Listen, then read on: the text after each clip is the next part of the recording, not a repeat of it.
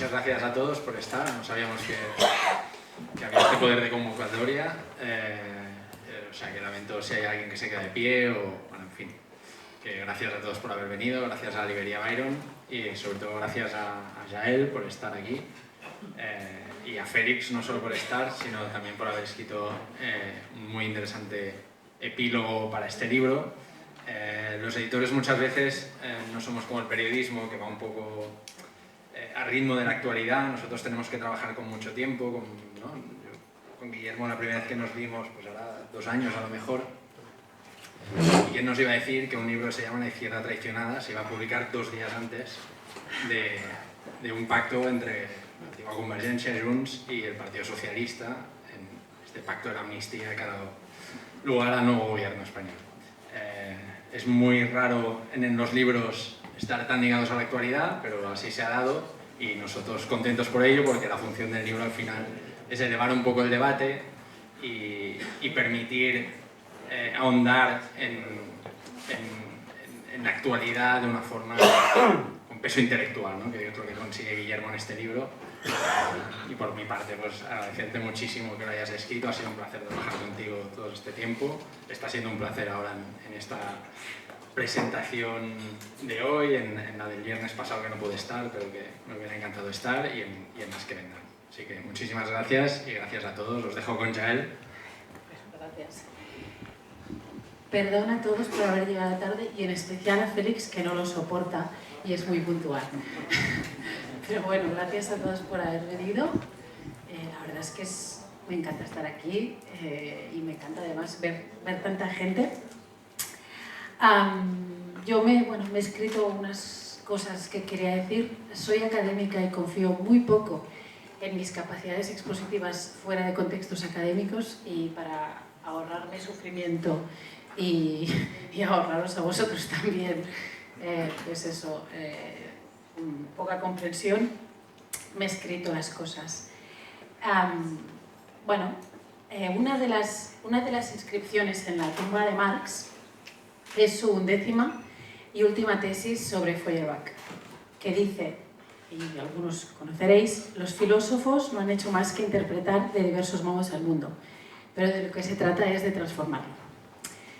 Félix y yo somos filósofos, llevamos unos cuantos años, Félix unos más, interpretando el mundo.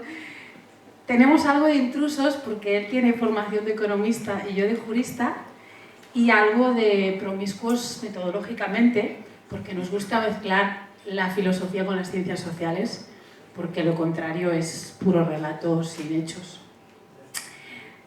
Guillermo es abogado y quiere transformar el mundo.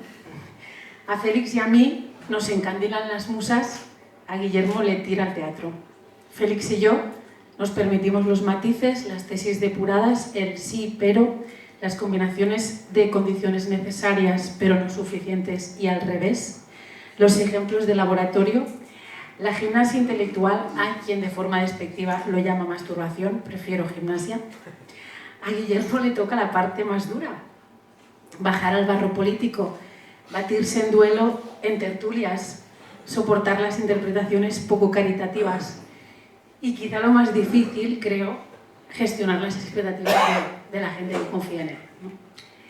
En los días más sombríos pienso que lo de los filósofos es una forma de coquetería, o peor, una forma de cobardía, la del ejemplo que tantas veces invoca Félix. Y cuando estoy de mejor humor, como hoy, pienso que entre Guillermo y nosotros hay una división del trabajo, sin dejar de reconocer que la distribución de las cargas y las mieles no es equitativa, que para estar en el lugar de Guillermo hacen falta un coraje y unas ganas de las que yo carezco, y me alegro de estar presentando tu libro para poder decirte delante de toda esta gente, gracias por aparecer. Conocí a Guillermo en persona hace 1 año en Madrid. Sabía de él porque llevaba un tiempo siguiendo las cosas del Jacobino, con una mezcla de curiosidad, cautela y una sensación que describiría como reconfortante, ¿no? La que uno tiene cuando deja de pensar, aunque solo sea por un instante, que no está todo perdido. La que uno tiene cuando ve la lucecita de un refugio de invierno en medio de un bosque helado.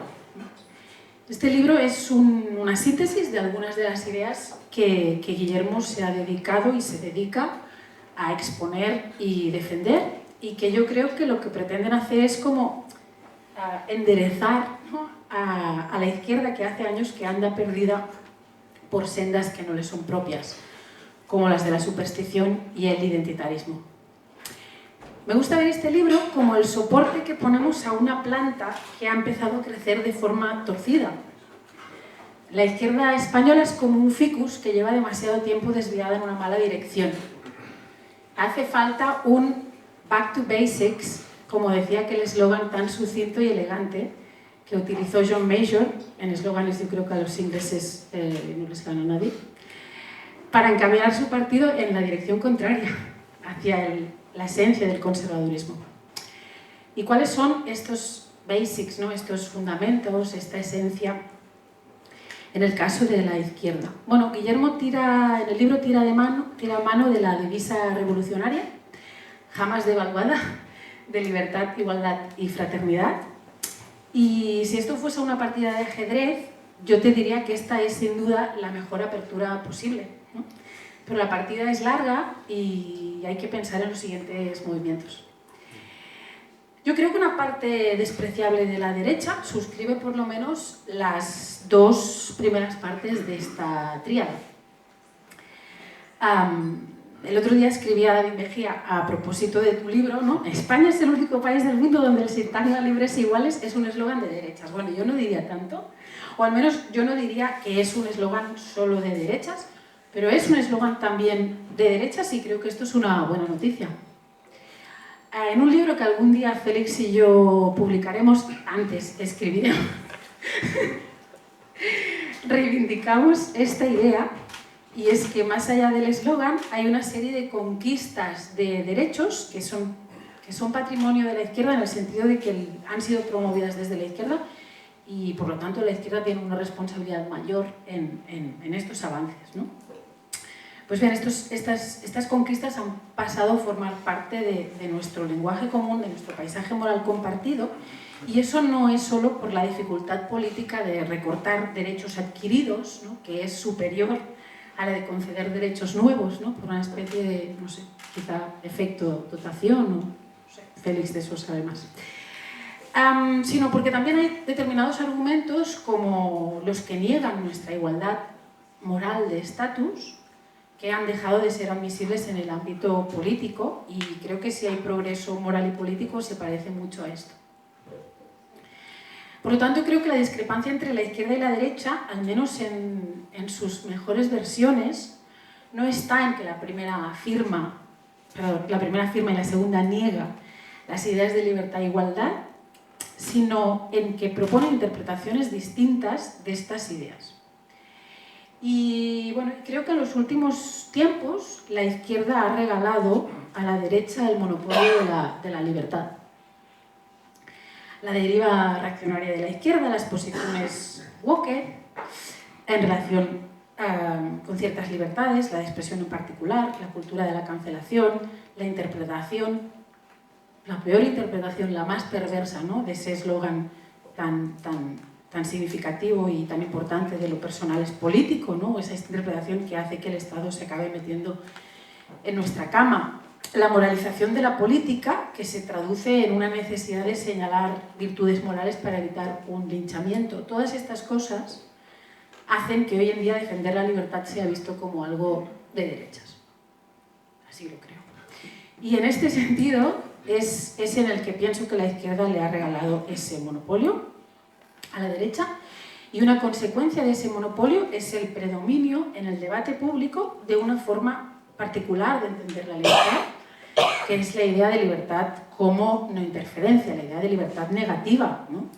La idea de libertad que de manera tan poco sofisticada pues defiende Ayuso, ¿no?, que dice que yo soy libre cuando el mercado se retira, cuando el Estado se retira, cuando no redistribuye, cuando no interfiere en definitiva, ¿no? Y creo que volver a los basics, ¿no?, pasa por recuperar la idea de libertad, por insistir en que hay otras maneras de entender la libertad que no solo son compatibles con un estado de bienestar robusto, sino que exigen un estado de bienestar robusto. En este libro tú mencionas la idea de libertad republicana.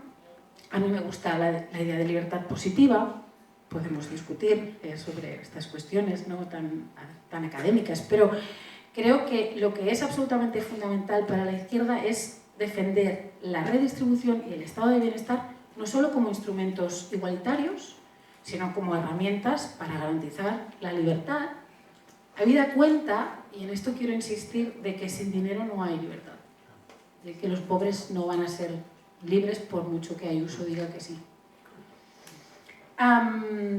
Y creo que en esta vuelta a los básicos, ¿no? Y aquí la cosa seria, siempre no puede hacernos caer en una serie de posiciones fetiche, de banderas, que ignoran hechos, bueno, contrastados, ¿no? Los hechos como tales no tienen ideología, pero sí que pueden servir, y a menudo sirven para apuntalar ideologías, para refutar, o para cuestionar posiciones ideológicas, ¿no? Y aquí es cuando Guillermo se empieza a preguntar ¿por qué he invitado a esta tía? ¿No? Porque voy a dar 3 ejemplos que igual no le gustan. Bueno, ¿cuáles son estas posiciones fetiche, ¿no? Bueno, pues creo que una es la maldición del mercado, la maldición del capitalismo y la maldición del crecimiento, ¿no? Que hasta la reina Leticia ahora se ha apuntado hasta esto del decrecimiento, parece ser hace 2 días.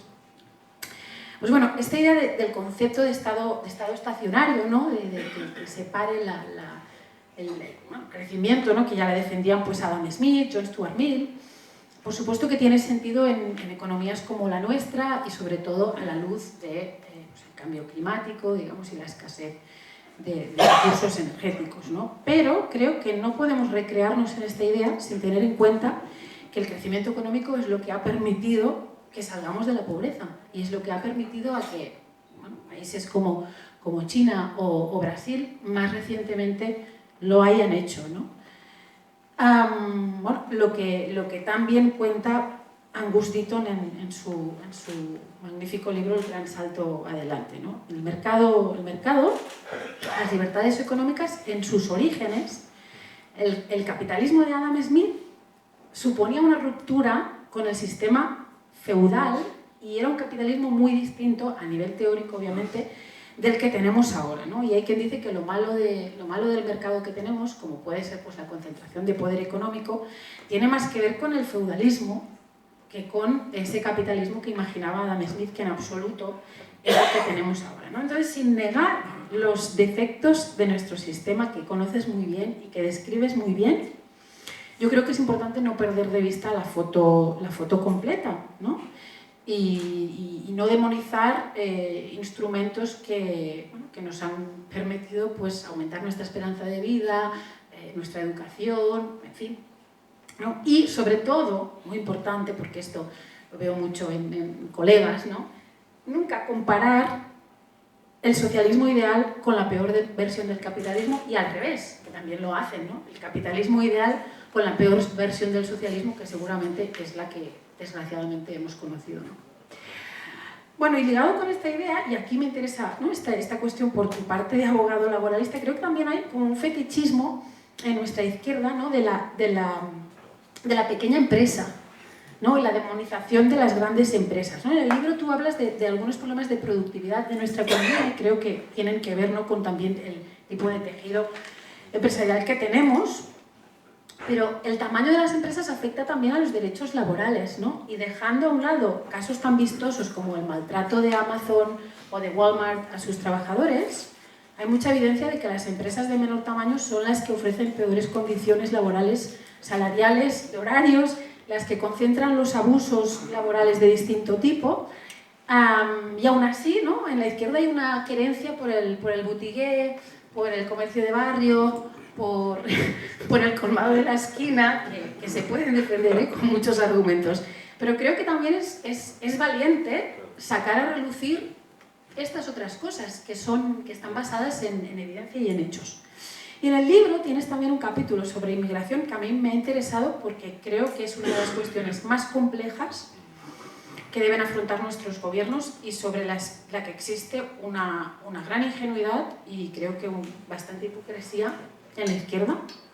Hay un divorcio flagrante entre, por un lado, el discurso político, los gestos, ¿no?, el open arms, y la práctica política, que es pues la valla de Melilla y sus tragedias.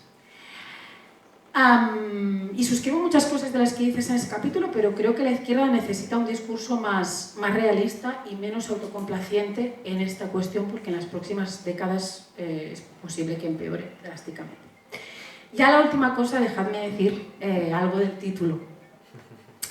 Bueno, como aquí ya se ha avanzado esta idea y creo que a nadie se le escapa, ¿no?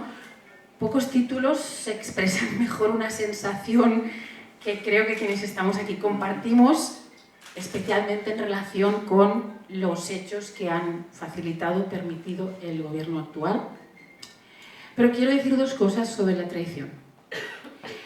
La primera es que un acto de traición mina la confianza, disuelve el pegamento que nos une, ¿no?, que nos unía a alguien.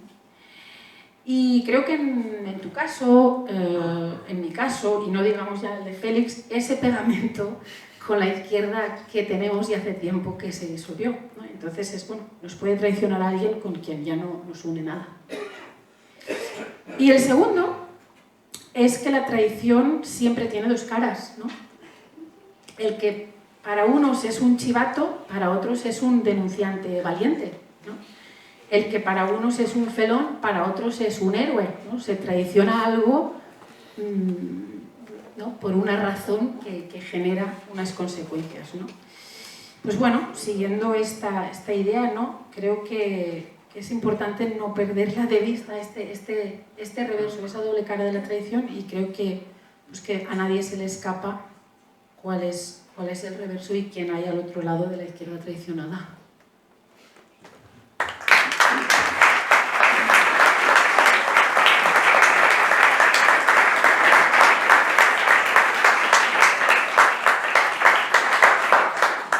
La traición es una cuestión de fechas.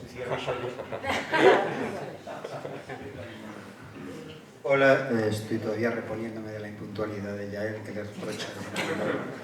Pero bueno, si recupero el pulso cardíaco, confieso que es un placer ir por las ferias y los pueblos con ella, porque es un gusto escucharla y disfrutar de su discurso vertebrado y impúdico, en el mejor sentido, de limpieza mental, porque los demás tenemos muchas telarañas sedimentadas y es un trabajo deshacerse de ellas. Y ella pues tiene un pensamiento inaugural que siempre es fuente de aprendizaje porque está muy articulada. Pero vamos, como no hemos venido a hablar bien, ella y nosotros dos mutuamente, pero nos queremos mucho, pues había que decirlo. Y entonces vamos a hablar del libro de Guillermo. Yo también arrancaría con el título. El título, inmediatamente por la condición esa de traicionada, presume una distinción elemental, pero que tantas veces se olvida. O sea, vamos, lo voy a decir en primera persona, ¿no?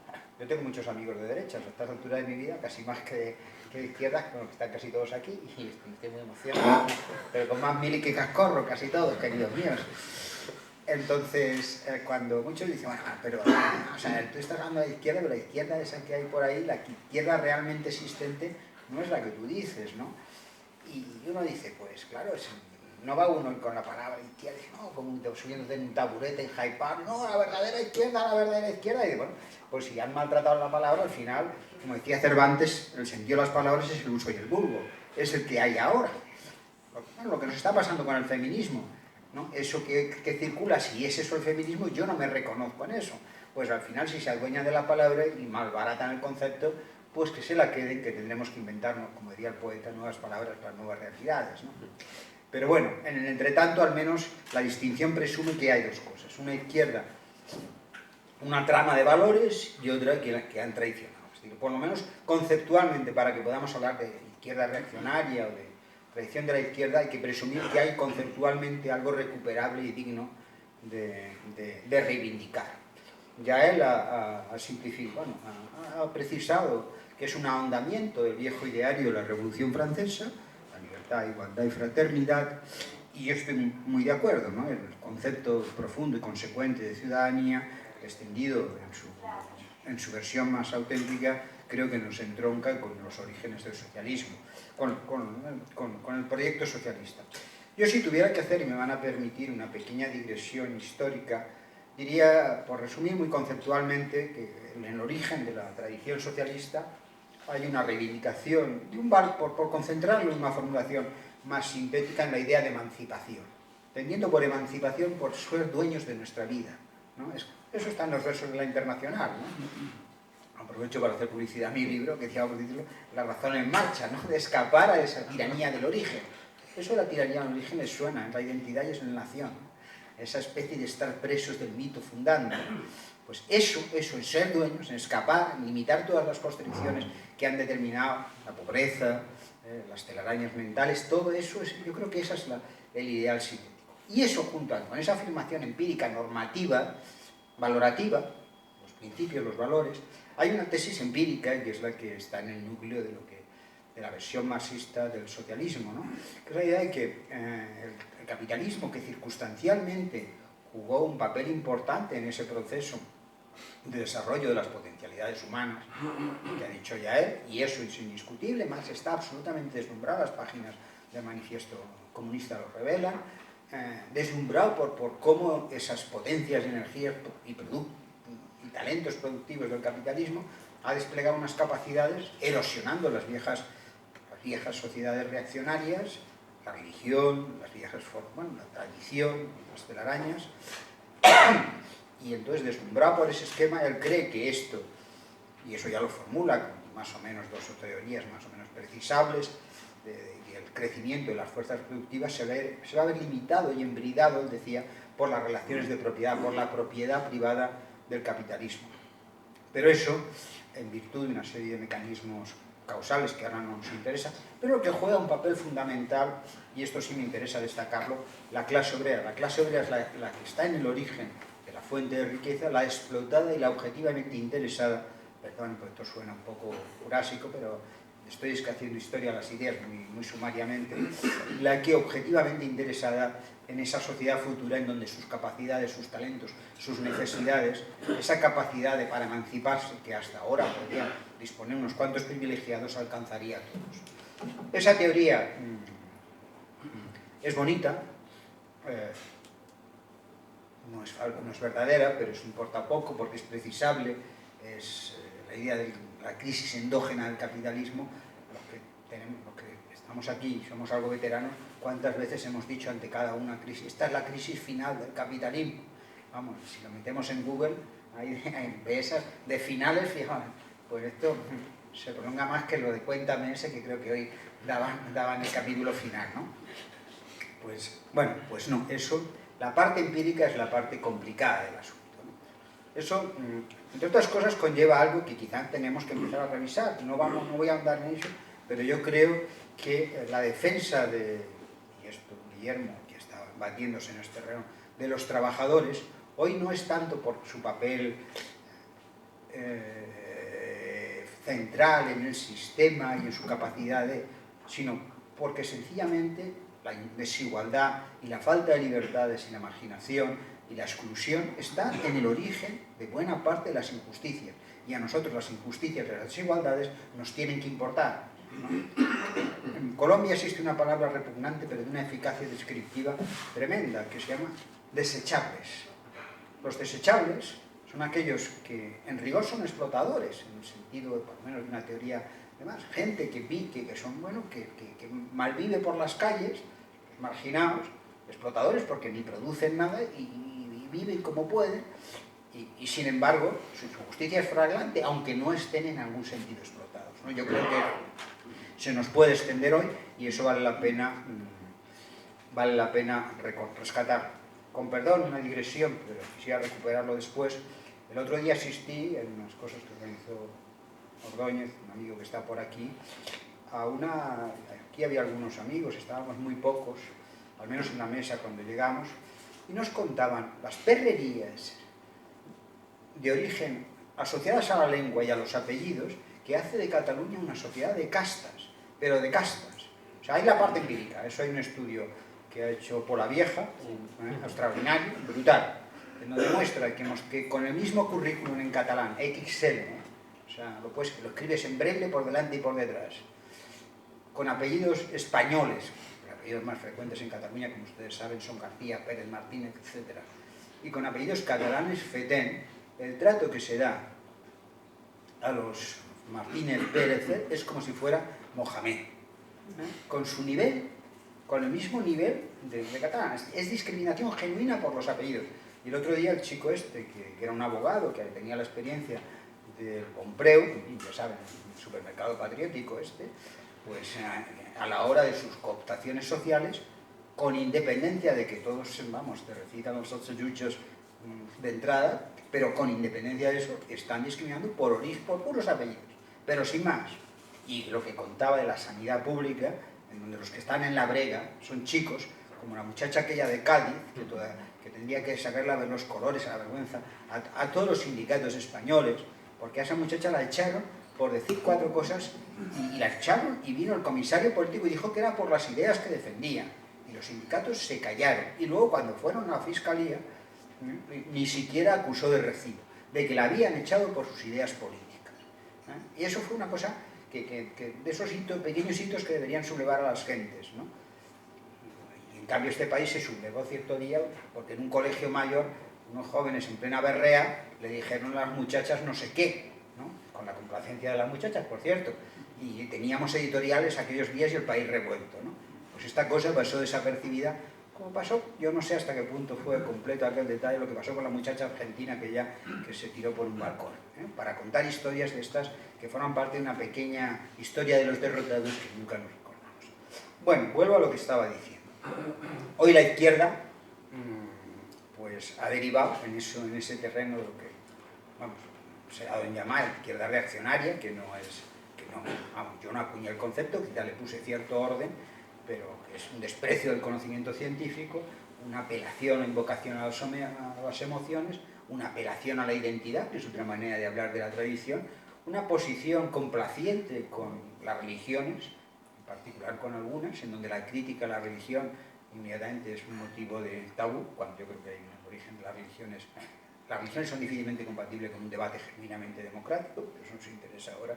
En fin, y con un feminismo completamente trastornado. Eso, en parte, es responsabilidad, esto es una conjetura, pero creo que no costaría mucho fundamentarla empíricamente, con la academización de cosas que tradicionalmente tuvieron su genuino sentido como movimientos de reivindicación social. Es el caso del feminismo, el feminismo que defendía los derechos de las mujeres, las que estaban con las vidas pues, jodidas y escondidas y, en mi opinión, faltas de libertad, en sentido genuinamente republicano, aunque no estoy seguro que explotadas, pero eso es otra consideración, pues todo eso se quedó por ahí y en cambio se acuñaron pues cátedras y departamentos y la Biblia en verso, están viviendo en el cuento universitario, en donde el otro día yo decía entre bromas y veras que yo hoy cerraría todas las universidades, todas las facultades de humanidades, y quizá de uno en uno, y con las manos en alto, sabiendo algo de matemáticas, estadística, de derecho, y de economía y biología, entonces podríamos empezar a edificar disciplinas, pero de uno en uno para pedir permiso, porque lo demás es un cuento, y yo estoy en una facultad de esas, pero como ya me queda en el convento, pues me cargo dentro. En fin, pues sigo con lo que estaba diciendo. Entonces, frente a eso, digo, eso ha pasado en la izquierda. En España, además, hay algo añadido que es una aberración, que es el de la defensa del nacionalismo. En España, yo cada vez es el núcleo esencial de lo que yo creo que ha malbaratado la historia reciente de nuestro país, la idea de que el nacionalismo es constitutivamente democrático y España es esencialmente fascista. Que desde 1714 hasta ahora hay una lucha en donde cualquier intento, cualquier forma de alentar la destrucción del Estado, la desintegración de lo que nos une, y eso supuestamente es un avance en aras de la democracia, mientras que cualquier reivindicación de lo común, de lo compartido, de la nación política, eso es esencialmente conservador. Ese relato que es completamente falso, que ni siquiera es falso hasta en el franquismo. sea, en el franquismo, pues sí, no hay una enseñanza en catalán, como no la hay en tantas lenguas que hay en Italia, en Francia o en Alemania, ¿no?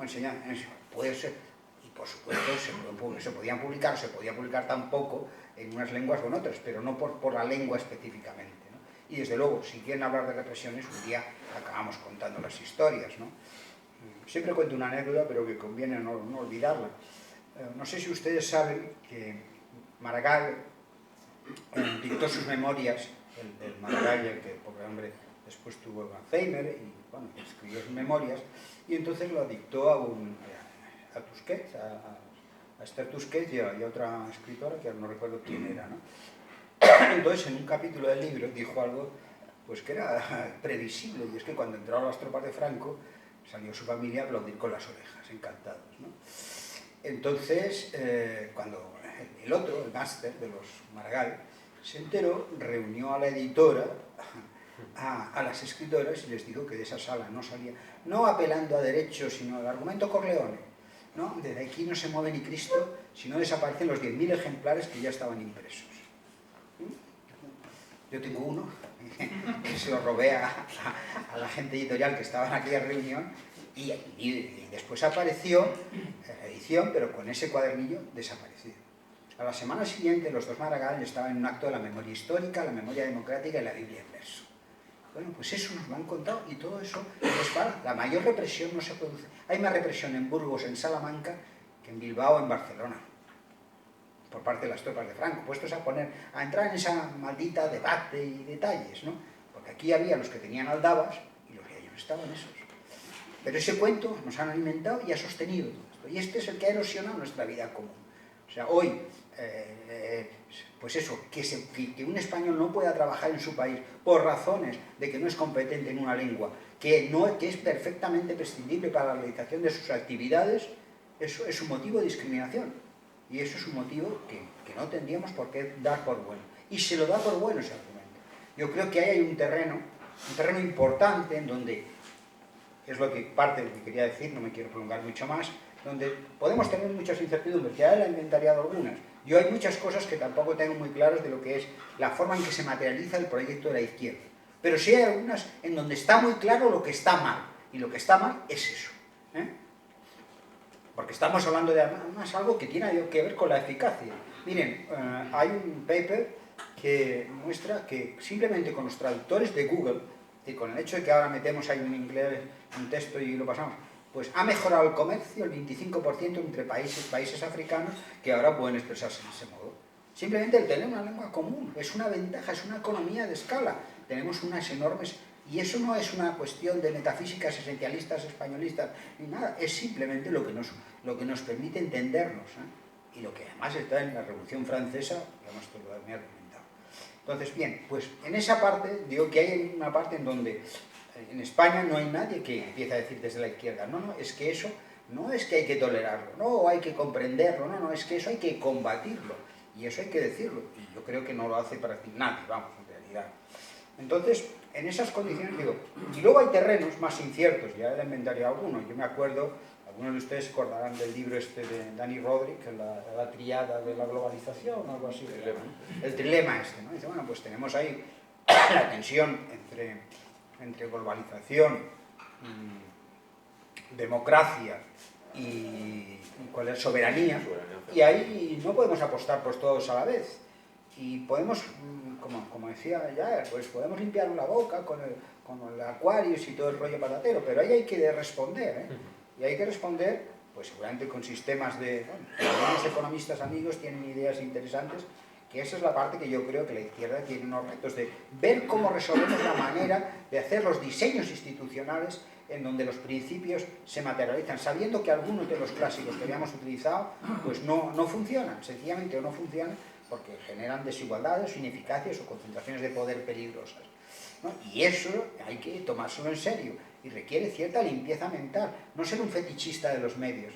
Les voy a terminar con un ejemplo que me habrán repetido, me han escuchado, leído, me han dado hasta la fatiga.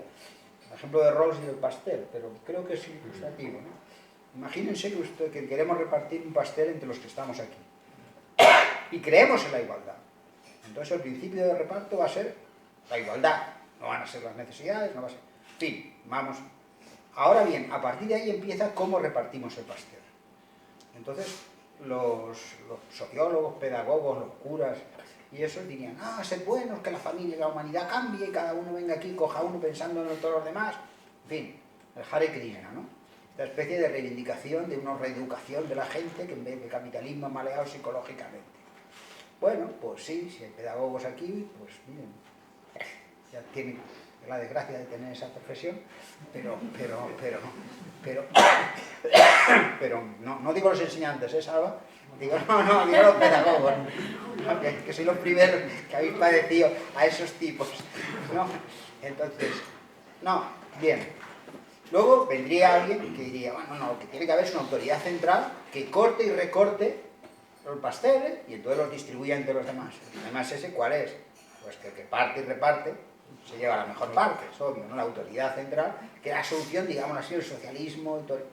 Y la otra, es decir, admitamos que la naturaleza humana es frágil, débil, y tenemos esa complicada duplicidad de que por una parte honramos la igualdad y por eso creemos que hay que hacerlo así, pero estamos amasados con un pueblo de demonios. Tenemos que contemplar la posibilidad de que la gente sea egoísta.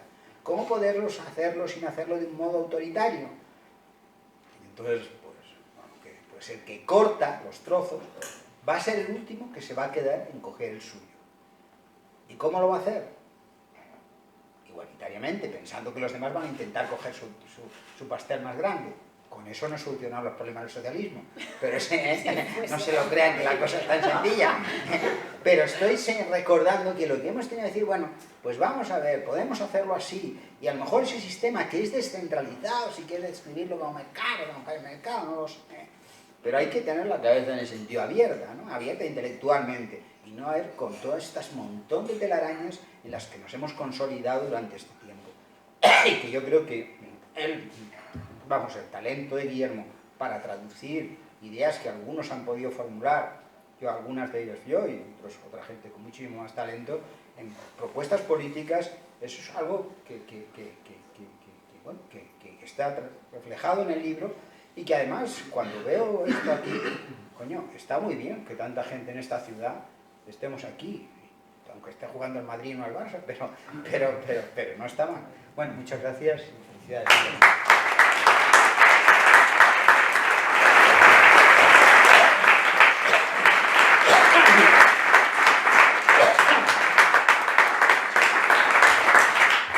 Bueno, buenas noches y muchísimas gracias a todos por venir. La verdad que es un honor estar en Barcelona otra vez y ver la sala tan llena, incluso con gente de pie. Hay motivos para la resignación de sobra, estoy seguro.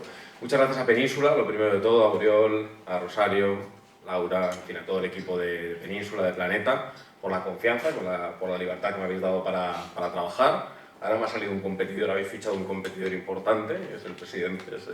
Creo que los libros van a ser un pelín distintos y distantes, pero bueno, en todo caso, la libertad de expresión y la pluralidad es eso. Muchas gracias, la verdad, por la confianza. Gracias a la librería Byron, indudablemente, ¿no? Por acogernos y recibirnos con tanto cariño y con tanta amabilidad. Gracias a los admirados, puse admirados en Facebook, Yael y Félix, no pongo idealizados porque uno tiene aprecio a su integridad física y lee la advertencia en el muro de Félix de que si le idealizamos pueden pasar consecuencias graves. Bueno, fuera de coñas, la verdad que este libro nadie tiene que interpretarlo ni como una provocación ni como un fetiche de ninguna esencia metafísica en un frasco, ¿no? Simplemente como un intento de escudriñar si los principios que no prescriben, que no caducan, ¿no? Eso lo he aprendido entre otros de Félix, ¿no? Esto de cambiar en política los principios es como cambiar las reglas a la mitad del partido, ¿no? No parece muy serio, ¿no? Aunque estemos muy acostumbrados a hacerlo, ¿no? Y ver si nuestras izquierdas hoy tienen algo que ver con esos principios, ¿no? Con esa triada que invocabas, Yael, y que efectivamente coincido, me parece un buen punto de partida. El principio de igualdad, de fraternidad, de libertad, ¿no? Efectivamente hemos regalado en buena medida a la derecha, en sus peores versiones también, una degradación conceptual del principio de libertad. Veo aquí a Ricardo García Manrique, que tiene un ensayo magnífico al respecto, ¿no? La libertad de todos, la libertad republicana como no dominación o la libertad positiva. Podríamos debatir mucho y sobre todo podría escucharos y aprender porque sois dos maestros de la materia, ¿no? Pero la libertad de todos. No busco hacer en ningún caso un fetiche del trabajo, ni de un tiempo muerto, de una especie de fordismo que no volverá. Soy consciente, obviamente, que el contexto de aplicación de sus principios ha cambiado, se ha transformado, indudablemente, ¿no? Eso no se puede negar si mantenemos un afán racionalista de análisis de la realidad política, pero los principios quizás ni prescriben ni caducan. Entonces esa corrupción también en torno a los principios, ese intento de malearlos de tal manera que los olvidemos, que los abandonemos por la conveniencia. No hay nada más que ver nuestro presente, nuestra actualidad, de nuestras izquierdas, cómo están dispuestas prácticamente a todo, ¿no? Por obtener el poder, por mantener el poder, y cómo las prácticas habituales de nuestra presunta izquierda tampoco tienen que ver con esos tres principios. Cuando hablo de trabajo hago una reflexión precisamente tomando como referencia el principio de libertad de todos, cómo las condiciones materiales o sin condiciones materiales garantizadas, pues efectivamente los pobres no tienen. Y la ley en ese sentido republicano es la voz de los que no la tienen, ¿no? La garantía frente a la arbitrariedad de los poderosos, ¿no? Hombre, sí me llama la atención, no sé si sean sus peores versiones, que estemos tan acostumbrados en el debate público a asumir que tenemos una izquierda radicalizada, una izquierda socialcomunista. No sé dónde la verán, deben tener el periscopio un poco torcido, ¿no? Todas las reformas laborales implementadas en las últimas 3 décadas partían de la base de que para competir en una economía global, para hacernos más productivos, había que liberalizar las condiciones laborales. Ya sabéis que el derecho laboral no se basa en pactos entre iguales, como tampoco partes del derecho privado, por cierto, el derecho de consumo, ¿no? Yo cuando leo a gente tan teóricamente seria, ¿no? Que dan lecciones de economía, de derecho, de todas las cosas, ¿no? Ofician a veces de todólogos, pero en principio son economistas, con los que no coincido, pero serios, como Juan Ramón Rayo, ¿no? Hablar de que los contratos de adhesión en los préstamos hipotecarios son un ejemplo de la autonomía de la voluntad de las partes. Bueno, esto es de primero de derecho, no. Efectivamente, en un contrato de adhesión, el predisponente establece las cláusulas. Un banco en un préstamo hipotecario establece las cláusulas y no hay negociación, no hay igualdad entre las partes, no hay autonomía de la voluntad. Hay un elemento efectivamente diferencial respecto a esa autonomía de la voluntad. El prestatario va y firma y no tiene ninguna posibilidad de negociar cláusula a cláusula, línea a línea, ¿no? Entonces, si nos tomamos en serio el principio de libertad de todos, habría que analizar todo eso, qué ha sido efectivamente del trabajo, de la introducción de criterios, creo que a veces perversos, por la corrupción que en su formulación más habitual, ¿no? Del emprendimiento. No significa que no haya gente creativa o talentosa o que pueda emprender, indudablemente, ni que estemos en contra de eso. Al revés, estamos muy a favor, ¿cómo íbamos a estar en contra? Pero igual hay que analizar el marco institucional, las instituciones, el Estado, que no es ajeno el proceso de emprendimiento a todo lo que ocurre alrededor, ¿no? A todo ese marco institucional. A veces hemos perdido un poco ese norte. Quizás en una economía global, pues la mejor forma de hacerlos más productivos, como bien dices, no es que haya una proliferación de pequeñas, de minúsculas empresas, de autónomos, de microempresas, de falsos autónomos a veces, ¿no? Una inundación de los contratos mercantiles en el ámbito laboral. Eso me genera problemas, pero ya digo, no como un fetiche de una nostalgia laborista muerto o a punto de morir, sino tomándonos en serio los principios, ¿no? El principio de libertad de todos, porque claro, si uno acepta que en un mercado laboral inunde una fórmula de uberización en el que estamos en las relaciones mercantiles falsamente coladas por la puerta de atrás, rompiendo el espacio de tuición del derecho laboral, pues estamos en un fraude, claro, un fraude contractual, por decirlo en términos muy jurídicos y muy asumibles por aquellos que consideren que en el capitalismo tiene que haber reglas, tiene que haber normas, tiene que haber instituciones. Hay cientos de miles, millones de personas cuyas condiciones materiales de vida básicas no están garantizadas. Por tanto, me pregunto si la libertad es algo más que efectivamente esa no interferencia, ¿no? Yo creo que es algo más y mucho más poderoso y mucho más interesante, y no deberíamos entregar con tanta facilidad los conceptos. Esta primera deriva que analizo obviamente no es nueva, viene de lejos y tiene que ver con una correlación de fuerzas y con unas dinámicas internacionales. Yo no atribuyo perfidia a una serie de sujetos, no, para nada, pero sí llama la atención, ¿no? Por ejemplo, que José Luis Rodríguez Zapatero se ha recordado en el imaginario colectivo como un presidente prácticamente la quinta esencia del progresismo, no sé dónde, ¿no? Habría que atender a su reforma en cuanto al impuesto de patrimonio, las ideas del Departamento de Economía del señor Zapatero, que defendían un tipo único en IRPF, ¿no? Pero curiosamente quizás una izquierda que ya hoy está focalizada en cuestiones postmateriales, en cuestiones identitarias, y que todo esto lo ha olvidado, ¿no? Pongo el ejemplo provocativo quizás, pero tú también, Félix, lo has utilizado alguna vez, del sistema tributario que introduce la Unión de Centro Democrático en el año 78 y 79, pero no es porque la UCD fuera un partido ni de izquierdas, ni revolucionario, ni transformador, ¿no? Hay que ver la evolución de los sistemas fiscales, incluso en Estados Unidos con el New Deal, y cómo en estas últimas décadas, pues la evolución ha sido más bien hacia sistemas mucho más regresivos. No parece serio hablar de que estemos en la antesala de la revolución, no parece serio. Es verdad que no hay que medirnos con las peores propuestas, pero a veces es difícil de distinguir las peores y las mejores porque uno encuentra casi todas bastante reguleras, ¿no? Por lo menos en el debate público. Y creo que los principios tienen que volver a tener algo que ver, un anclaje con la práctica, con la praxis. De eso va el libro, esa es la orientación, no de una alquimia, de una nostalgia, de un fetiche sobre los conceptos, que efectivamente si significan o implican políticas reaccionarias, pues habrá que abandonarlos en un momento determinado. Hablo de alguna otra deriva, ¿no? De la deriva oscurantista y racionalista y tal. O sea, Félix lo ha definido en muchos de sus trabajos muy bien, ¿no? Incluso con la cobardía del ejemplo, como sueles decir. En Chicago no dejaste de pasar el balón a ese compañero del equipo de fútbol porque fuera negro, sino porque era malo. Es decir, y claro, esa inundación irracionalista de criterios identitarios, lo decía bien Sokal en el prólogo de Teorías Cínicas, ¿no? El posmodernismo en buena medida ha operado un giro completo. Esta es una frase que el maestro Martín Alonso Zarza también ha recuperado, ¿no? Un giro completo, de un subjetivismo radical en el que valía todo, y el criterio de verdad aparecía completamente desplazado, a un dogmatismo absoluto, ¿no? Lo hemos vivido en sus versiones a título ilustrativo, ¿no? Lo he vivido incluso yo en algún programa de la televisión pública española, digital, en el que se me ponía encima de la mesa el planteamiento de que el problema era la racionalidad del hombre blanco. Yo decía, hombre, pues la racionalidad del hombre blanco no sé exactamente qué está. Y usted no puede hablar de las cosas de los negros. Pero, mire, yo es que como efectivamente sigo manteniendo un norte universalista, racionalista, yo vengo a pensar que las cosas de los negros, tiendo a pensar, no existen. Las cosas de los negros son la vivienda, el trabajo, la igualdad, los derechos civiles, la libertad, la fraternidad, son las de los blancos, las de los homosexuales, las de los heterosexuales.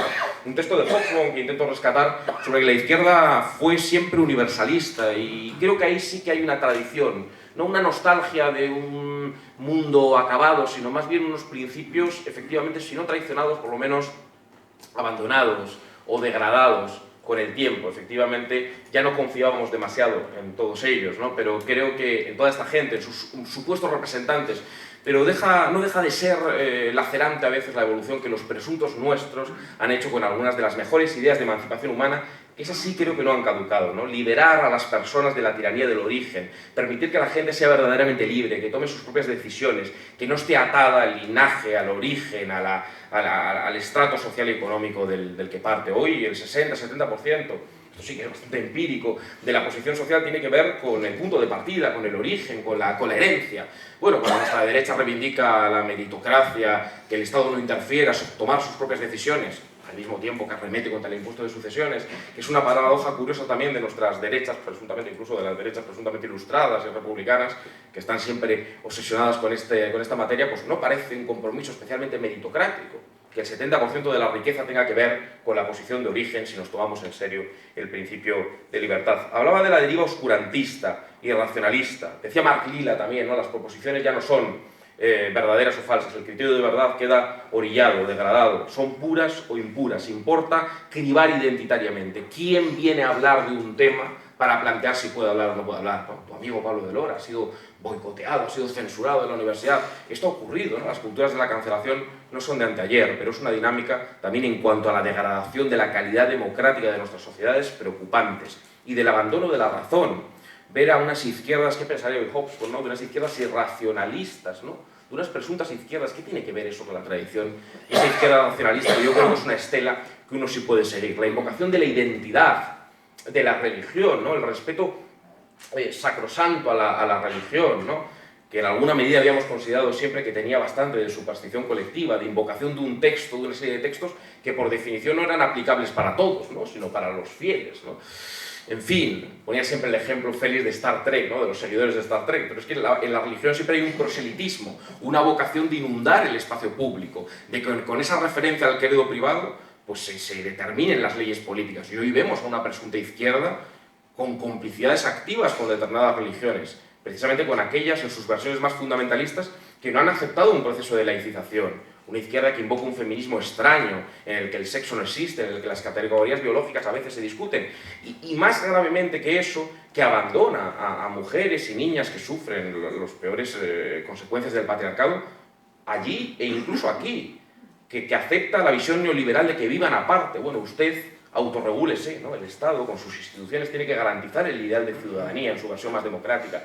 Y hay mujeres musulmanas en España que, por ser musulmanas, no caigamos en las falacias de Vox, no son menos españolas ni más. Es decir, la religión, el credo, la identidad no pueden operar como filtros para el acceso de la ciudadanía. La ciudadanía no admite grados, no puede haber ciudadanos de primera y de segunda. El delirio mayor, que os voy a contar a todos, ¿no? La seducción absoluta por el nacionalismo identitario. Lo llevo diciendo en tropecientas entrevistas, ya me canso de escucharme a mí mismo. Dicen los que saben de política que eso es una buena señal, que más nos tenemos que cansar de repetir estas mismas ideas.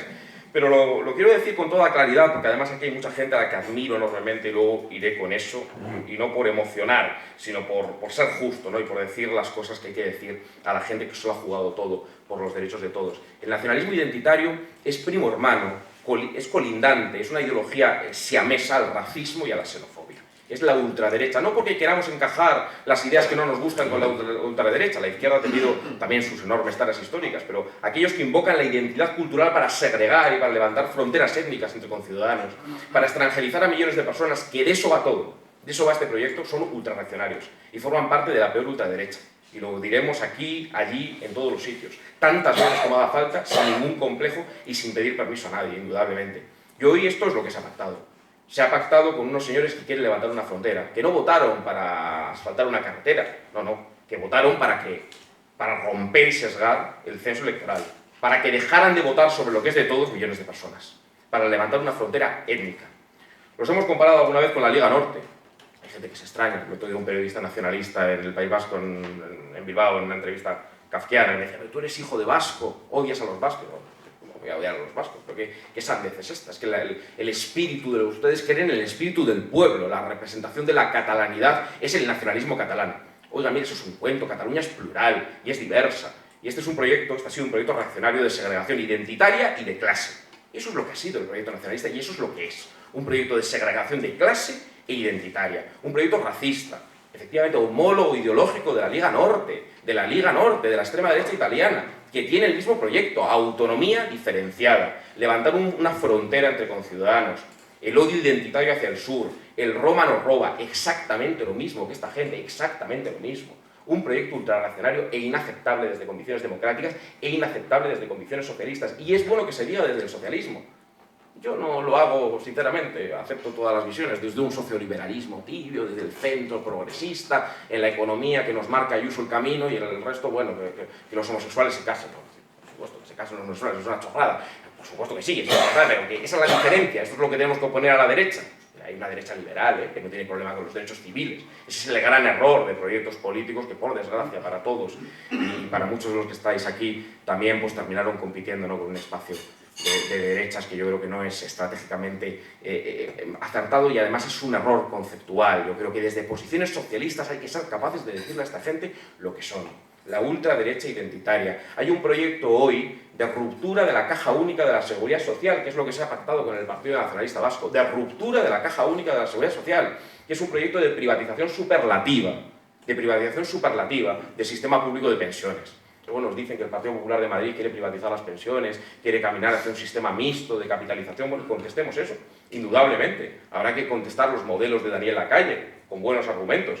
Pero ¿cómo se va a hacer si uno quiere descomponer lo común? Y aquí hay un proyecto de descomposición de lo común, por una asimilación eminentemente franquista de que España es igual a Franco. Y eso es un disparate y además un insulto inaceptable.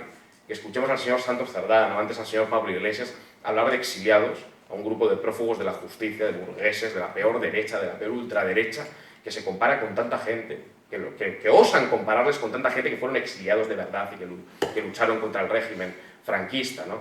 Esa asimilación franquista, porque es darle la razón póstuma a Franco, ¿no? Entender que España es igual al régimen, que España fue eso, ¿no? La patrimonialización reaccionaria de la idea de España. España es de todos. España es el espacio público compartido. España no está tocado por una varita mágica ultraconservadora, ultrarreaccionaria. Con lo cual hay que romper con esa mitología tóxica absolutamente y darnos cuenta de que sin esencialismos identitarios, sin patrioterismos baratos, España hoy es la realización del ideal de ciudadanía, la implantación territorial e institucional de los derechos de los trabajadores, y fracturar el espacio público es la política más lesiva que se puede hacer para todos, pero especialmente para los trabajadores depauperados, para la gente más débil. Estamos caminando hacia un Estado confederal, que es un Estado inhábil para garantizar la igualdad. Y esta es la idea fuerza principal. Ese Estado confederal es un Estado incapaz para garantizar la igualdad y la libertad de todos, en sus concepciones más democráticas, en sus concepciones socialistas, en sus concepciones más ambiciosas orientadas a esa emancipación humana. Quizás algunos, los que sueñan con una competencia fiscal regional, los que tienen ese modelo de escuela austríaca que yo reivindico, ¿no? Rescato en el libro, ¿no? Para criticarlo, ¿no? De pequeños estados que compiten entre sí, o un derecho de secesión abiertamente contractualista, de porque lo decidimos nos podemos ir, podemos fracturar el espacio público, pues igual a esa gente le puede interesar, pero ¿qué hace Yolanda Díaz? ¿Qué hace Sumar? ¿Qué hace el Partido Socialista Obrero Español? Defendiendo exactamente eso, ¿no? Un proyecto de ruptura de la hacienda común, de pacto fiscal para una región que no es especialmente depauperada, de ruptura de la redistribución, de la unidad de redistribución, de quiebra de la unidad de redistribución, de quiebra de la unidad de solidaridad, de decisión conjunta, de privatización del espacio público. Ese es el proyecto en el que estamos. Y ese es un proyecto con el que la izquierda no tiene que titubear, tiene que ser contundente y clara, inequívoca contra eso. Y contra el trasfondo también de toda la mitología identitaria, del catalanismo, de todas esas metafísicas identitarias que parece que hay que construir una identidad esencial y que eso por arte de magia se ha convertido en progresista. Querría no daros el coñazo mucho más y terminar diciendo que a pesar del panorama sombrío en el que nos encontramos, yo creo que hay razones de sobra para no resignarnos. No creo en este discurso antipolítico de la desafección, que es el discurso fértil para que brote el peor populismo, ¿no? Los cirujanos de hierro, las soluciones fáciles y desde luego la despolitización, como si hubiera alguna alternativa a la política. Si no la hacemos nosotros, nos la harán y nos irá muy mal, ¿no? Y yo creo que hoy aquí hay una foto que es representativa de esas razones contra la resignación de tanta gente. Veo a Pepe Domingo, veo a Miguel Riera, a los compañeros del viejo topo, ¿no? A los que también los cancelaron y los censuraron, una publicación histórica de la izquierda que se ha atrevido contra todas las imposturas reaccionarias y contra la principal aquí en Cataluña, que es la complicidad de esa izquierda oficial, de esa presunta izquierda con el nacionalismo identitario, con lo peor de la ultraderecha, ¿no? Y sois por eso también un símbolo y una referencia. Veo a compañeros como Carlos Silva, como Julio Villacorta, como Sergio Sanz, como Antonio, como Ricard, como tantos otros que ya están trabajando en el Jacobino y que no nos resignamos, que no nos apetece resignarnos, porque además creemos que hay una esperanza y que puede construirse un proyecto político que sin complejos ofrezca una alternativa, precisamente igual no a los desechables, pero sí a tanta gente que ha visto conculcados todos sus derechos fundamentales, que se lo ha jugado todos los días de su vida para oponerse a ese verdadero régimen de uniformización identitaria, de segregación y de exclusión, de muerte civil de tanta gente que no tenía grandes patrimonios y grandes linajes, que no era ese dinero que se podía deslocalizar mañana o que era una sociedad pantalla en Luxemburgo, sino que se tenía que quedar aquí, trabajando, en primera fila, en primera línea de batalla y de fuego. Y a todos esos os debemos mantener la llama de la esperanza y dar la batalla, y la vamos a dar. Indudablemente en unos meses además va a haber la oportunidad de votar estas ideas y yo soy muy optimista de que estas ideas pronto encuentren su cauce no solo en los colegios electorales, también en las instituciones representativas de nuestro país, España. Gracias.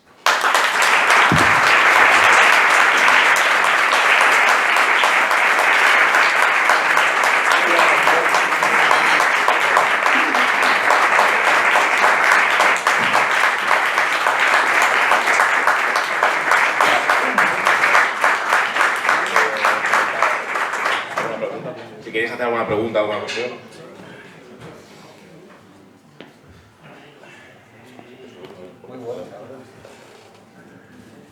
Buenas noches.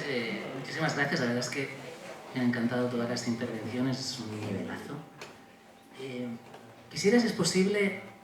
esto no es una pregunta. Voy a tratar de hacer una aportación. Espero no ser muy atrevido con esto. Y hay una cosa en todo lo que dijiste. Hay un puntito que a mí me chirrió un poco, ¿no?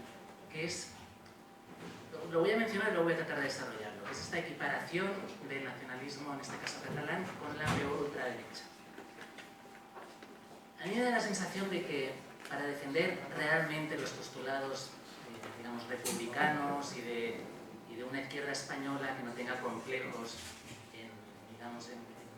en denunciar los excesos del nacionalismo o que tenga una noción clara de cuál es su proyecto de Estado, eso creo que no es incompatible con entender que no solo somos los seres humanos, no somos enteramente racionales, tenemos un componente emocional, Los seres humanos no somos enteramente racionales, tenemos un componente emocional también, ¿no? Y yo creo que en el caso del nacionalismo catalán, yo no me atrevería a llamarlo la peor ultraderecha, porque es cierto que hay personas que no se sienten españolas. Y eso hay que reconocerlo, ¿no? Es un tema sentimental, emocional, no es un tema racional. Luego hay todo un discurso, ¿no?, que se construye para justificar eso, que a mí personalmente me parece que en muchos casos pues es erróneo, dogmático, a lo mejor, no sé si manipulador, pero vamos, todo un discurso con el que yo no puedo estar de acuerdo, o que no estoy, digamos, muchas veces de acuerdo. Pero me doy cuenta también, por ponerlo desde el otro lado, de que para mí es fácil ver eso porque yo soy catalán, ¿no? Yo he nacido en Cataluña, fui a un colegio laico en el que solo se hablaba en catalán, una cosa bastante excepcional en aquella época y bastante extraordinaria, porque mi familia es de origen castellano. Entonces yo no tengo ninguna vinculación emocional o sentimental con el nacionalismo catalán. Pero conozco a personas que son, digamos, independentistas, que en ningún caso me atrevería a catalogarlas de la ultraderecha, ¿no? La ultraderecha, para mí la ultraderecha, decirlo para que nos entendamos claramente... Disculpa, vamos a intentar hacer preguntas. Ok, la ultraderecha para mí, pues ponte es Vox, ¿no? Pero no es necesariamente todo. Entonces, lo que a mí, la aportación que yo quisiera hacer es, yo me siento huérfano de un proyecto político. En su día salió Ciudadanos como un partido, a mí me pareció entender de raíz socialdemócrata, no nacionalista. Esto ha desaparecido. Hoy en día, si tú vas a lanzar un proyecto así, por mi parte estaré encantado, ¿no?, de seguirlo y seguramente de apoyarlo, pero me parece que hay que asumir, hay que tener cuidado con las etiquetas. Y la última cosa, hay que asumir también que así como hay un nacionalismo catalán, digamos, reaccionario, etcétera, también lo hay español. Eso hay que asumirlo también. Vamos con Artur. Contestamos mejor rápidamente. Sí, esto no sé. Sí, gracias por tu comentario. Vamos a ver, yo cuando hablo de ultraderecha hablo de esa invocación esencialista, excluyente, de una identidad, partiendo de la base de que las identidades son siempre plurales y son los espacios democráticos, los estados-nación democráticos son indudablemente plurales desde un punto de vista cultural, identitario. Todos tenemos nuestro afecto y nuestro paisaje biográfico, todo el mundo. Yo soy hijo de un vasco, yo tengo mucho apego al País Vasco, en lo cultural, etc. Y eso no tiene que determinar o filtrar derechos políticos. Cuando hay un proyecto de segregación identitaria, hay un proyecto de invocando... hay literatura bastante sobrada, ¿no?, reciente, ¿no?, planteamientos de baches en el ADN, de bestias taradas, de que no sale a cuenta pagar los comedores de los primos de Jaén, de los niños andaluces. Pues hay unas similitudes muy estremecedoras con algo que se puede calificar de extrema derecha en el sentido de que conjuga perfectamente una identidad esencialista excluyente, que linda con el racismo, que linda con la xenofobia, claramente, si no incurres y está ahí instalada, y con un proyecto de insolidaridad y de ruptura de la unidad de redistribución y de segregación fiscal. Obviamente, todas las comunidades políticas son plurales e identitarias. Eso es lo que niega el nacionalismo, la pluralidad cultural. El nacionalismo no va a aceptar nunca que si vamos a una identidad... ¿Qué es la identidad? De la construcción de la identidad. ¿La identidad estás o no estás? La identidad... Es decir, ellos defienden más bien esto de Amin Malouf, ¿no?, las identidades asesinas. La identidad es un concepto peligroso, sobre todo cuando se quiere uniformizar. Claro, esa negación de la pluralidad de Cataluña, por ejemplo. La representación legítima de Cataluña son ellos. ¿Que hay un nacionalismo español esencialista? Bueno, nosotros hemos criticado y mucho en el jacobino, mucho. Igual ahí con matices con Félix, ¿no? Pero yo creo que efectivamente Vox es un partido reaccionario. Y cuando Rocío de Mer plantea que hay que filtrar a través de la religión o de la identidad cultural la ciudadanía española porque es algo más que un DNI, yo ahí veo una posición reaccionaria y esencialista. Estamos en las antípodas de eso y hay que combatirla, indudablemente. Lo que pasa es que hoy la nación política española no está basada en la identidad esencial española, que no sé lo que es eso, yo niego que exista eso. España es plural, no especialmente, no es más plural desde un punto de vista lingüístico que otros estados. Con lo cual, desmitifiquemos eso. Todos los García, Pérez y Martínez, tan comunes en Barcelona como en Madrid, dice algo, ¿no? Ahí hay un relato identitario ficcional, falso, para establecer que Cataluña, eso sí, es josé antoniana, es una unidad de destino, es uniforme, la España pluritribal, pero Cataluña es una, piensa como un solo hombre, como piensa, por supuesto, el nacionalismo catalán en su proyecto de segregación de clase, que hay un trasfondo de clase, es un proyecto ultrarreaccionario también en ese sentido. A mí, en tanto que con esos componentes, me parece un proyecto lindante con la extrema derecha. Se puede decir lo que digo. Sí, sí. Solo una cosa muy pequeñita, ¿no? Es que tú ponías mucho énfasis, ¿no?, en que eso es un sentimiento, gente que siente. Bueno, es que algunas de las peores ideologías que han servido para oprimir a las mujeres, a los negros, han estado basadas en sentimientos de superioridad, que en ningún caso, por el hecho de provenir de venir del corazón y no de otro lugar, legitiman nada. Bueno, ¿No? es O sea, que- decir que algo es un sentimiento no lo hace mejor.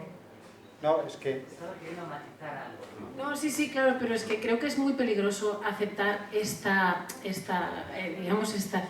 manera de explicar lo que tenemos aquí, ¿no? Que es eso, es que yo siento. Bueno, yo siento muchas cosas y todos los que estamos aquí sentimos muchas cosas, pero esas cosas no se pueden convertir en políticas. Y luego, lo que no entiendo muy bien... Sí, yo también iba a decir prácticamente lo que ya es, que un sentimiento, nadie duda de la sinceridad de un sentimiento, pero otra cosa es su veracidad. No puedo sentir Napoleón, me puedo sentir honradamente Napoleón, pero eso no me hace que vaya a Waterloo y diga por ellos, ¿no? Por los ingleses, ¿no? Con perdón por la imagen de Waterloo.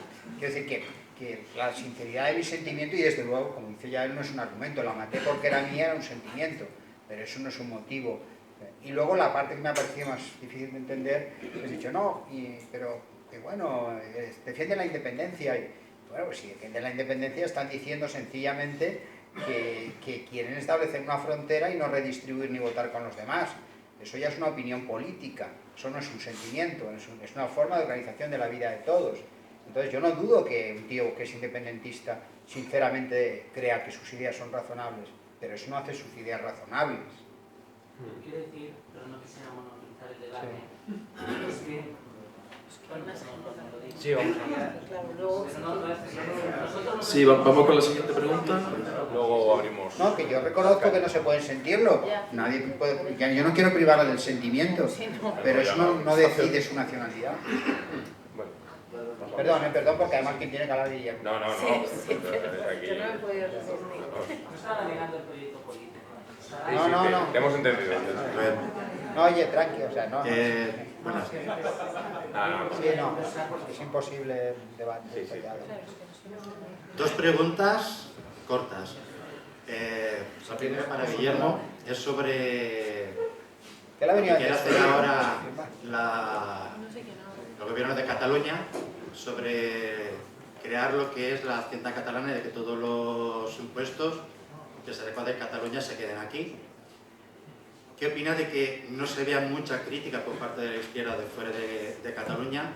Porque esto crea creo que vulnera el artículo 14 de la Constitución, el principio de solidaridad de las regiones. Y la segunda pregunta es para los dos invitados, es una pregunta de filosofía. Yo de filosofía era cuando estudiaba el tercer bachillerato y de filosofía solo sé que no sé nada. Y viene relación, creo que también tiene relación con la pregunta, con el título del libro, y es sobre una frase que dijo Pedro Sánchez el día de la investidura, justificando la amnistía a los golpistas, diciendo que hizo de la necesidad virtud. ¿Consideran que esa frase se ajusta a lo que han hecho y consideran que Pedro Sánchez estaría dentro del escepticismo? Muchas gracias. Sí, sobre lo primero, lo que me corresponde a mí. Una de las políticas más reaccionarias que pueda haber hoy en España es la ruptura de la redistribución, claramente. Además, les deslegitima absolutamente para criticar, como hemos hecho en el Jacobino nosotros, y fuertemente, la competencia fiscal entre regiones, que patrocina también la derecha, indudablemente, y que defiende la derecha, a mí, desde mi punto de vista, mucho más congruentemente, y esto se ve en el impuesto de patrimonio, en el impuesto de sucesiones y donaciones, en el IRPF, lo trato en el libro, el IRPF hemos llegado más lejos que los estados federales, una competencia fiscal que es necesariamente a la baja, y eso tiene que ver con la descentralización competitiva. Si quieres criticar ese dumping fiscal de Ayuso en Madrid, tienes que criticar y no defender, como ha hecho el PSC aquí, el principio de ordinalidad, que es lo mismo, que es mantener una posición de privilegio de las regiones ricas para quebrar la redistribución. Y vamos hacia un pacto fiscal para Cataluña. Y eso es la extrapolación del concepto económico. Esto cuando se lo preguntan los economistas, Nacho Álvarez se ha ido a hablar de Podemos, Sumar, ¿no? Es decir, usted critica, se ha dado cuenta de que esa descentralización competitiva le va mal a un sistema fiscal progresivo. Hombre, no hay que ser muy listo para darse cuenta de esto. Está escrito y explicado 1000 veces, ¿no? Entonces, ¿por qué lo defiende el concierto económico vasco? ¿Por qué lo defiende el convenio navarro? Bueno, pues esta gente tiene un cacao ideológico absoluto y la descomposición territorial es progresista. Pues no es progresista. Y además esto desmonta la separación entre el tema identitario nacional y el tema material. Es que tiene implicaciones materiales. Esa política tiene implicaciones materiales y avecina recortes, y avecina degradación de los servicios públicos, y avecina políticas neoliberales, si nos ponemos en términos políticos, ¿no? Entonces es lo que tiene que explicar, y es lo que le preguntamos desde el Jacobino a Sumar. ¿Cómo se defiende la redistribución y un sistema fiscal progresivo con un pacto fiscal para Cataluña, con el principio de ordinalidad, con el federalismo asimétrico? ¿Cómo se hace? Pues directamente no se hace. No pueden contestarlo, porque es imposible de contestarlo. Es decir, es su proyecto reaccionario.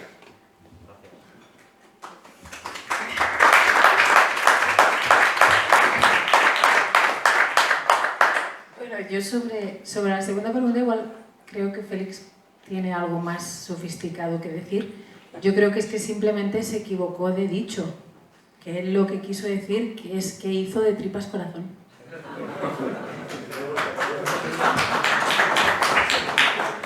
Bueno, la parte sofisticada del asunto es que en cualquier conversación elemental hay lo que llama Davidson principio de caridad. Es decir, que tú presumes que la otra persona, cuando tú le estás preguntando la hora, no te está diciendo yo en Madrid, sino que te está diciendo son las 5. Entonces, ese principio de caridad es que lo que tiene un elemental compromiso con el sentido de con la verdad, muy elemental, pero mínimo, si no es imposible ninguna conversación. Esto lo dice un filósofo que se llama Davidson, que dice, pues bien, con este señor el principio de caridad no puede funcionar, o sea, no, tiene un trato con la verdad, o sea, el grado de villaneza del personaje, de verdad, que es, o sea, solo superado por Zapatero, que se está revelando. Ayer hice yo un artículo con mala leche, pero es que, pero bueno, no, pero eso. Si os parece, lo vamos a dejar aquí ya, pues se hace tarde, hay unas copas para tomar. Ahí vino.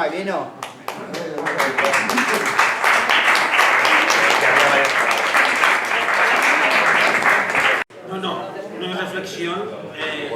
A ver, sí, a ver, en cuanto al doblete, digamos, clase social, origen étnico, cultural, concreto, etc. Yo no voy a negar que los Pérez, Gómez, González pueden estar más o menos discriminados, pero la discriminación no es la misma si tú eres un obrerete que si tú formas parte de la oligarquía. Y es evidente que hay una cosa que se llama cooptación, e históricamente ha habido una serie de personajes de origen no catalán que se han encumbrado. Antonio López quizás sería el ejemplo más paradigmático. Y estamos ahora ante un prólogo de una situación así. Si todo va como se puede esperarse, en unos meses un digamos maqueto será Lentacar. Es decir, si tú obedeces, si tú te haces miembro de la casta, tú puedes progresar y te cooptarán. Y eso lo puedes llamar, digamos, charnego agradecido o maqueto agradecido. Pero en cualquier caso, el mecanismo existe. Sí, pero vamos, es diferente. O sea, en el País Vasco... No, los datos empíricos son elocuentes. Este estudio, pero lo que te quería decir es, pues, bueno, tú y yo nos conocemos desde el año 3 a.C. Pero en el País Vasco no se observa este estudio.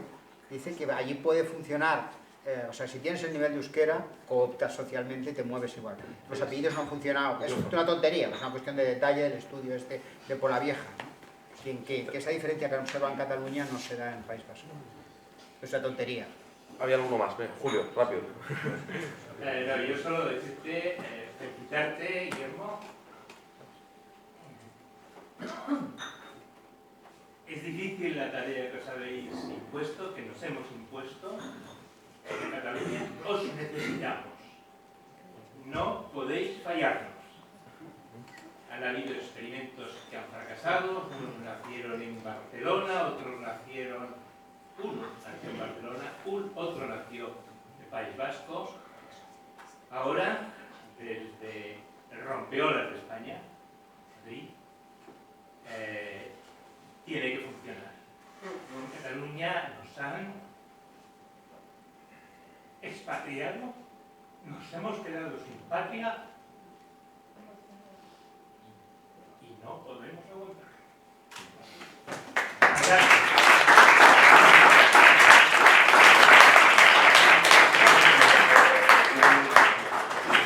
Una cosa, Julio, simplemente, brevemente.